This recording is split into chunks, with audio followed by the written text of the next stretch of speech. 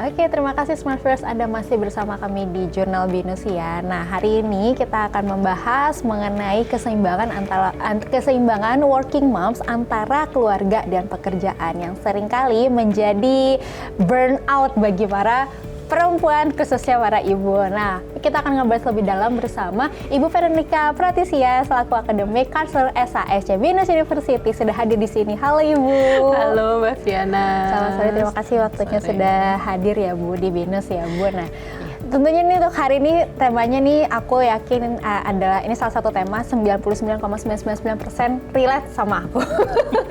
Aku pengen banget nih ngebahas ini sebetulnya gitu. Pengen tahu nih kalau misalnya ibu yang bekerja itu kan memiliki kesibukan yang nggak ada habisnya. Baik itu di rumah, di kantor gitu, akan ada habisnya.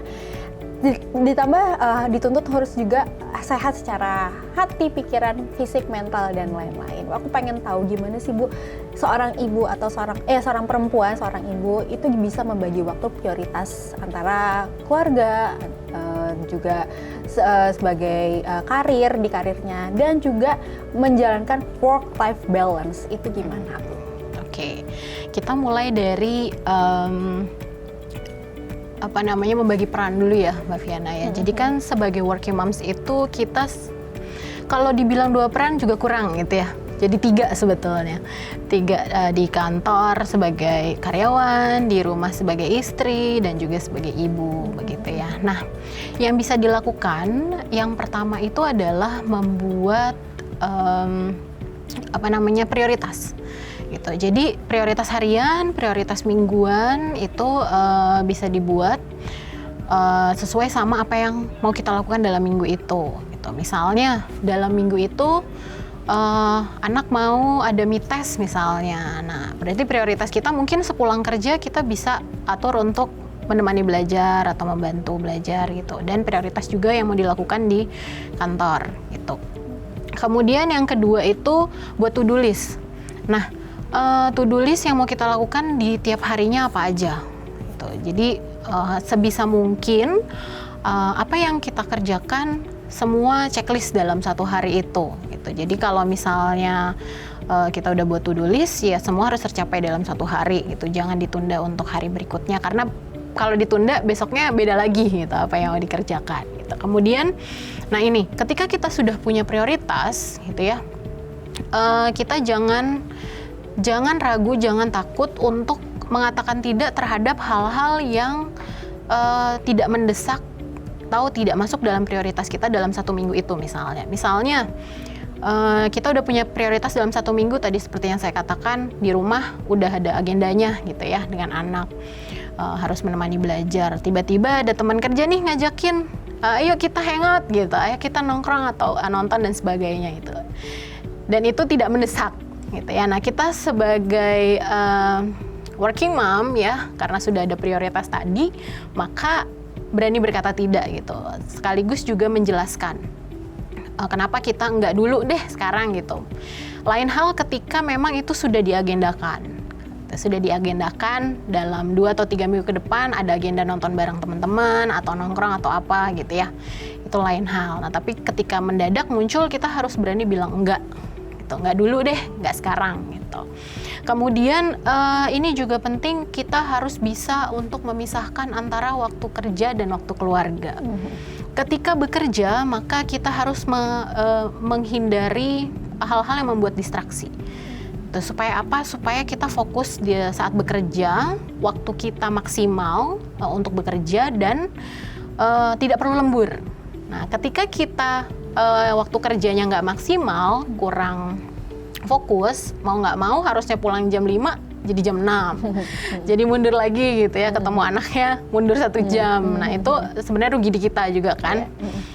Nah, jadi waktu kerja udah kita fokus apa yang kita kerjakan di kantor gitu. Singkirkan dulu hal-hal yang membuat kita terdistraksi gitu. Kemudian kalau di rumah, nah ketika kita sudah melangkahkan kaki keluar dari kantor nih udah fingerprint gitu absen keluar dari kantor, ya udah notifikasi kerjaan off dulu gitu. Oke.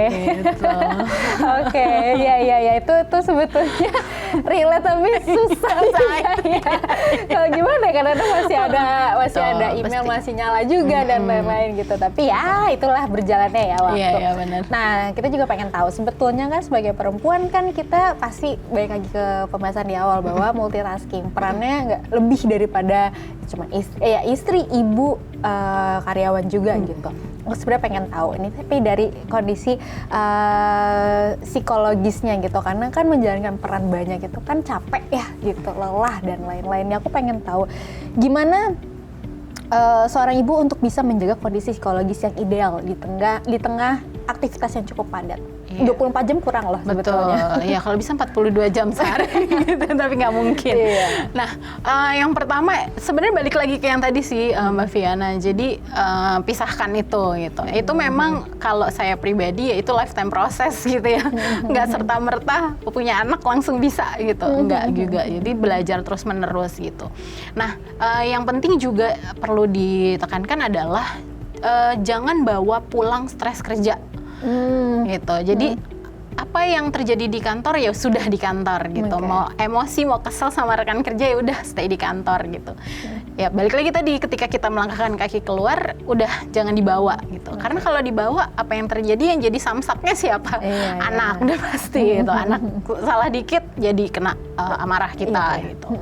Itu yang pertama. Kemudian yang kedua bisa sharing juga sama rekan kerja yang juga working moms, gitu ya. Sharing biasanya kalau masih punya batita atau balita tuh atau baru yang mulai belajar makan, sharing tips empati gitu ya. Terus anak GTM nih gimana gitu ya. Relate banget. Iya gitu kan. Anak GTM terus nih abis imunisasi kok demam gitu dan segala macam. Ini anak sakit gimana gitu. Itu pentingnya untuk sharing gitu. Bahwa kita juga perlu merasa kita tidak sendiri gitu. Bahwa ada orang lain juga yang sesama working mom mengalami itu. Jadi selain sharing kita juga saling menguatkan gitu ya. Jadi sharing. Kemudian juga jangan ragu untuk komunikasikan kepada pasangan gitu, pada suami. Karena memang sebenarnya isi pernikahan itu kan 90% ngobrol ya. Gitu. Jadi ya udah omongin aja gitu. Kita lagi stres nih di kantor, kita butuh sosok untuk didengerin gitu. Nggak usah ada solusi, nggak apa-apa, yang penting didengerin. Gitu. Iya, ini nih masuk ke pertanyaan selanjutnya nih sebenarnya ini. Karena sebetulnya kita sebagai relasi pasti banyak. Kita mau sharing sama sesama working moms tuh aku rasa mungkin lebih mudah lah gitu. Tapi yang jauh lebih penting itu kan sebetulnya kan peran di rumah suami gitu kan. Aku pengen tahu sebetulnya segimana sih gitu loh peran suami nih garda terdepannya atau dia tuh harus harus sekuat apa juga untuk dalam tanda kutip menguatkan si istri gitu. Itu pertama kalau misalnya jika suaminya ada. Tapi apa jika kalau misalkan suaminya pun sudah wafat gitu. Atau mungkin selain suami ada support lain nggak sih dalam ranah keluarga, dalam ranah terdekat gitu, gimana Bu? Support system ya, ini kita bicara tentang support system ya. Yang pertama memang suami gitu ya, yang seperti tadi saya katakan bahwa memang pernikahan itu isinya ngobrol gitu ya, ungkapkan. Yang kita harapkan sebetulnya sebagai working moms dari seorang suami itu adalah keterlibatan penuh sebetulnya ya. Jadi bukan dilimpahkan seluruhnya ke istri gitu, tapi suami juga terlibat penuh dalam pengasuhan. Misalnya ya nyuapin anak gitu, sesimpel nyuapin anak gitu ya, bikinin susu. Nah, itu juga sebenarnya hal-hal yang membantu kita sebetulnya. Dan mau mendengarkan itu tadi. Kemudian ketika kalau misalnya memang sudah jatuhnya single moms gitu karena memang sudah ditinggal meninggal, berarti kita juga harus minta bantuan dengan keluarga yang lain, misalnya dengan kakak atau adik kita yang mungkin bisa dimintai bantuan, atau juga dengan orang tua gitu ya. Nah kalau ini berarti caregivernya mungkin lebih ke oma atau opung gitu ya, atau eyang. Nah itu, jadi dan ini juga perlu dikomunikasikan gitu. Apa yang menurut kita sebagai working moms ada hal-hal yang boleh dan tidak boleh Misalnya nggak boleh, jangan dikasih coklat, jangan dikasih apa. Nah, itu harus dikomunikasikan juga gitu supaya mengerti. Karena kan kalau udah dititipin sama eyang gitu ya atau oma, apa aja dikasih gitu ya. Nah, itu komunikasi juga tetap penting. Oke. Nah, kalau misalkan nih sebagai seorang ibu yang bekerja pasti yang nggak ingin juga kehilangan bonding dengan anak nih. Gimana caranya untuk mempertahankan bonding dengan anak? Tadi mungkin udah dijelasin juga bahwa ada prioritas-prioritasnya. Kita harus bisa pintar-pintar membagi waktu gitu kan. Oke gitu, misalkan kita udah bikin jadwal sedemikian rupa, tapi kan fisik kita nggak ada yang tahu, pikiran juga nggak ada yang tahu gitu. Ada kalanya kita lagi lelah, overwhelmed dan lain-lainnya gitu. Jadinya tuh anak jadi samsaknya gitu.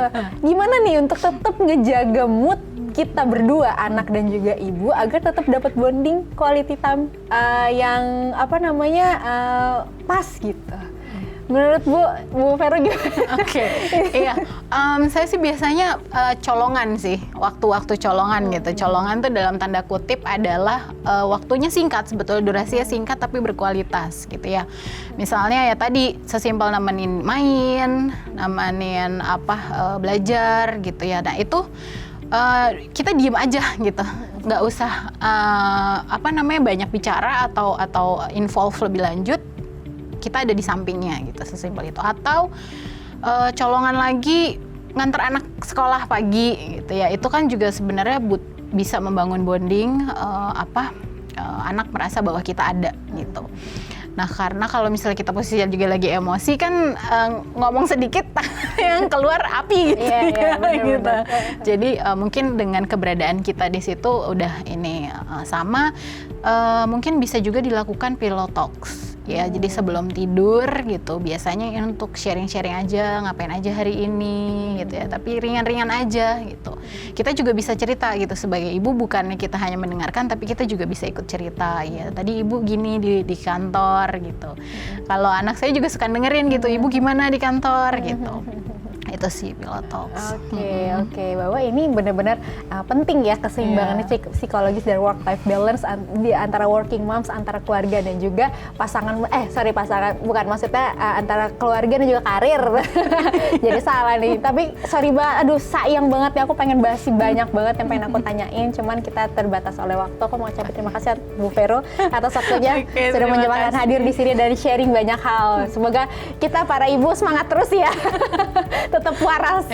Oke, Smart Boys jangan kemana-mana, tetaplah bersama kami di Jurnal Binus ya.